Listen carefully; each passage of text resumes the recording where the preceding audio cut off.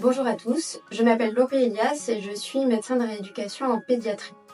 L'objectif de cette vidéo, c'est de vous donner quelques clés sur l'utilisation de la thérapie miroir dans la prise en charge de l'algodystrophie ou syndrome douloureux régional complexe. C'est une maladie qui est relativement rare chez l'enfant, mais qui est très invalidante, à la fois sur le fonctionnement de l'enfant et qui a aussi un retentissement sur toute sa famille.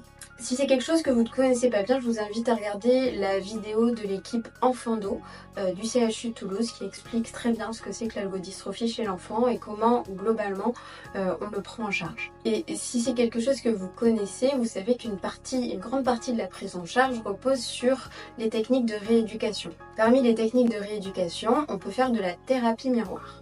Le principe de la thérapie miroir, c'est de leurrer, de piéger le cerveau pour lui réapprendre qu'on peut bouger sans avoir de douleur.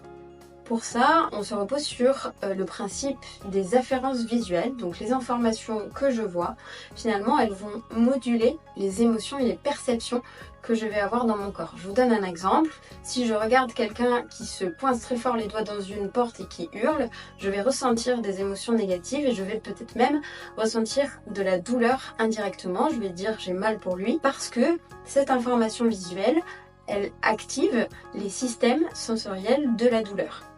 Et dans la thérapie miroir, on va utiliser ce même principe, mais dans l'autre sens, justement, pour montrer que finalement, un mouvement peut ne pas induire de phénomène douloureux.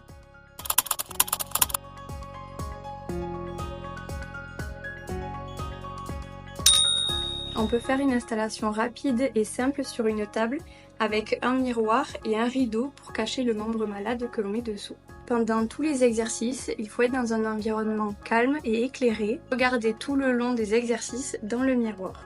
On commence dans un premier temps à bouger seulement le membre sain et dans un second temps le membre malade en même temps. Pour un premier exercice, nous pouvons aller toucher tous les doigts de la main avec le pouce. Dans le deuxième exercice, nous pouvons décoller les doigts de la table, comme ceci.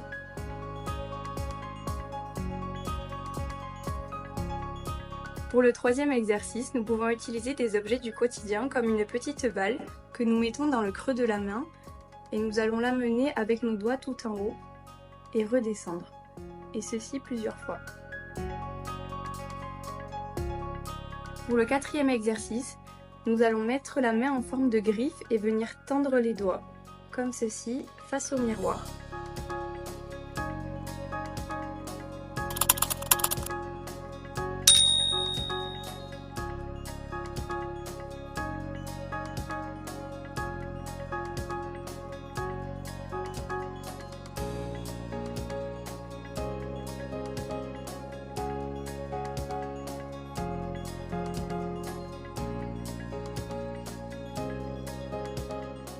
Maintenant que vous avez vu différents exercices qui sont possibles, j'aimerais vous faire passer 4 grands messages. Pour faire la thérapie miroir, l'idéal c'est de commencer avec un rééducateur. Donc par exemple un kiné qui va montrer à l'enfant comment se positionner avec le miroir, comment se concentrer sur l'image, différents types d'exercices, comment faire évoluer les exercices. Ça c'est le premier message. Ensuite, c'est la fréquence. C'est quelque chose qu'il faut faire pas longtemps, quelques minutes, tous les jours, voire plusieurs fois par jour si on peut. Ensuite, il faut se donner au moins 15 jours pour juger de l'efficacité. Est-ce que ça marche? Est-ce que ça marche pas? Et il faut être assez assidu sur cette période pour savoir si on continue. Et enfin, quatrième message, tant que c'est efficace et tant que ça soulage, on peut continuer. Pour conclure cette vidéo, j'aimerais vous rappeler que dans l'algodystrophie, dans le syndrome douloureux régional complexe, il n'y a pas de thérapie miracle. La thérapie miroir, elle s'intègre dans une prise en charge qui est globale et elle s'utilise avec d'autres techniques. Enfin, si vous avez plus de questions sur le sujet, je vous invite à vous rapprocher d'un médecin de rééducation ou d'un algologue, les professionnels les mieux formés pour répondre à ce genre de questions.